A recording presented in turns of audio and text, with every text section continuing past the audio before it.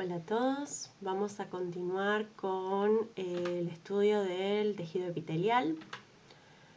Recuerden que el epitelio de revestimiento, que vamos a hablar ahora, está compuesto por células muy adyacentes entre sí, donde tengo escasa o nula sustancia extracelular. Es un tejido vascular que se apoya sobre una membrana basal y luego va a haber tejido conectivo, que le va a dar la nutrición que necesitamos. Yo les dije en la clase anterior que el epitelio de revestimiento tenía células muy polarizadas. Tan polarizadas son que las superficies de la célula pueden ser identificadas con facilidad y cada una tiene distintas especializaciones.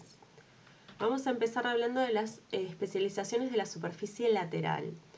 La superficie lateral de las células epiteliales me va a dar el contacto con las otras células. Ya que la mayoría de los epitelios que vamos a hablar son epitelios simples. Recuerden que estratificados teníamos poquito y principalmente es plano estratificado, pero sí vamos a tener mucha conexión con las células adyacentes. Entonces, para esto vamos a necesitar, para las diferentes funciones y diferentes necesidades que tenemos al unir dos células, vamos a ver diferentes tipos de contacto entre células. La primera que vamos a ver es la zónula ocluyente. La zónula ocluyente es una unión tan importante entre las dos células que si nosotros la vemos al microscopio, electrónico, acuérdense que esto no se ve en microscopio óptico, directamente vemos como si en ese punto específicamente vemos una sola membrana plasmática. O sea, se funden las dos membranas plasmáticas y se ve como una sola. No es una unión fuerte, o sea, no es lo que me va a permitir que la célula no se separe, sino que me va a dar una impermeabilidad, o sea, nada va a pasar por ese espacio extracelular que se encuentra entre las dos células. Esa es la función de una zónula ocluyente, cierra el espacio intercelular. ¿Dónde se encuentra esto? Después lo vamos a ver mejor en clase, pero generalmente está cerca de la luz de un órgano. Otro tipo de unión es la zónula adherente. Acá sí vamos a distinguir las dos membranas. En la superficie citoplasmática va a haber una placa densa formada por una proteína. No tienen que saber los nombres de las proteínas, pero sí que ahí se fijan filamentos de actina. Son un tipo de proteína fibrilar que se encuentra en el citoplasma. Acá aparece, simplemente para que lo sepan y recuerden el nombre, una proteína muy importante que es la que une a una membrana plasmática con la opuesta, que es la caderina. Recuerden de esto que al microscopio electrónico vamos a ver las dos membranas plasmáticas diferentes, o sea, no vamos a ver como en la anterior que se unen como si fueran una, y que va a haber varias proteínas involucradas, y no importa si no se acuerdan los nombres. El desmosoma es una de las uniones más importantes y es la que mantiene principalmente la unión entre las células. Recuerden que el epitelio en general se encuentra en superficies. Por ejemplo, todo nuestro tubo digestivo está revestido de epitelio. Entonces, si nosotros miramos con un endoscopio, por ejemplo, lo que estamos viendo es epitelio. Toda nuestra piel, lo que vemos de nuestra piel, lo que podemos tocar es epitelio. Igual en todo el tubo, en todo el aparato respiratorio. O sea que estamos hablando a veces de una sola capa de célula, pero que tienen que formar una barrera. Por lo tanto, las uniones tienen que ser muy firmes entre sí para que por cualquier roce esa célula no se abra y deje el tejido conectivo, que es el que está debajo, desprotegido. Entonces, tiene que haber ciertas uniones que sean muy fuertes entre célula y célula.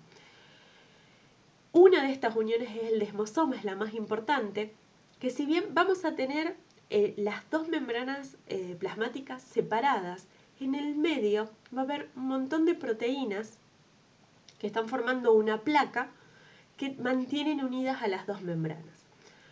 Por fuera mejor dicho, por dentro del citoplasma de cada una de las células, va a haber filamentos intermedios que están fijando esa unión. No importa, otra vez si no se acuerdan el nombre de las proteínas, simplemente grábense esta imagen de las dos membranas plasmáticas, la placa intermedia y los filamentos intermedios por dentro en el citoplasma. Además de uniones entre las células, estas células se tienen que comunicar de alguna manera. Recuerden que acá no tenemos vasos sanguíneos en el interior, entonces necesitamos para un montón de cosas, no solamente para la nutrición, que las células estén interconectadas. Se tienen que hablar de alguna manera con diferentes componentes intercelulares que pueden intracelulares que pueden pasar de una célula a otra, y por supuesto nutrientes. Entonces va a aparecer acá, para que haya justamente comunicación, un tipo de unión que se llama nexo. Si ustedes se fijan, más allá del nombre de las proteínas, son proteínas que van a formar un canal. Fíjense que hay como un agujerito, un canal, y una estructura proteica justamente alrededor, que es también la que va a permitir que no pase cualquier cosa de un lado para el otro. O sea, son canales muy específicos que no van a dejar pasar cualquier cosa. Estas uniones también se llaman uniones gap, por si las encuentran así en algún libro. Así es como se ven al microscopio electrónico. Bien. Vayamos entonces a la superficie libre o superficie apical. Es la que se encuentra hacia la luz del órgano que estemos estudiando. Vamos a ver algunas de las especializaciones de esta membrana. Una de ellas son las microvellosidades. Son prolongaciones o plegamientos del citoplasma, o sea, la membrana junto con el citoplasma se pliega y va a presentar un haz longitudinal de actina que en la base se va a mezclar con otras proteínas filamentosas.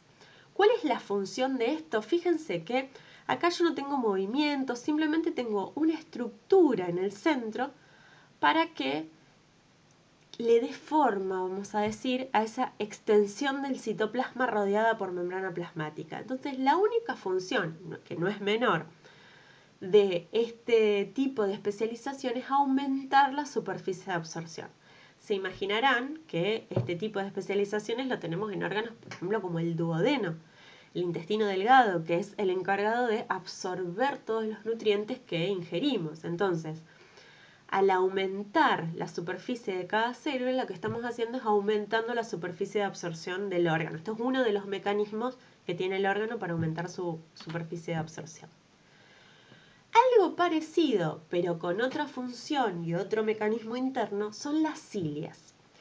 Las cilias son prolongaciones, también, del citoplasma, rodeados por membrana plasmática, pero que son móviles. Si son móviles, vamos a necesitar una estructura adentro de esa cilia un poquito más compleja.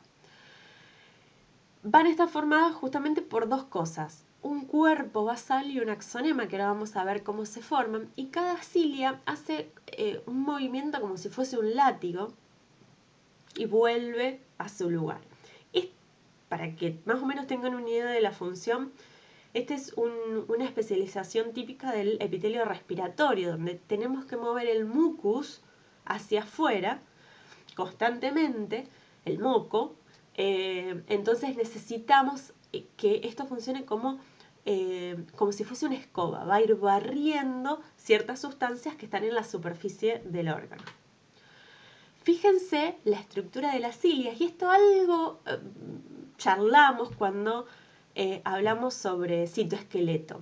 Acá volvemos a nombrar a los famosos microtúbulos que formaban el citoesqueleto. En el cuerpo basal vamos a tener siempre esta estructura de microtúbulos triples, y si nosotros nos vamos un poco más a la superficie de la cilia, vamos a tener una estructura particular de dos microtúbulos centrales y microtúbulos en pares todos periféricos. Fíjense que la estructura entre el cuerpo basal y el centro, vamos a decir, o la parte media del microtúbulo es diferente. Pero básicamente, y si queremos buscar algo en común, el centro, el core de estas cilias está formado por microtúbulos.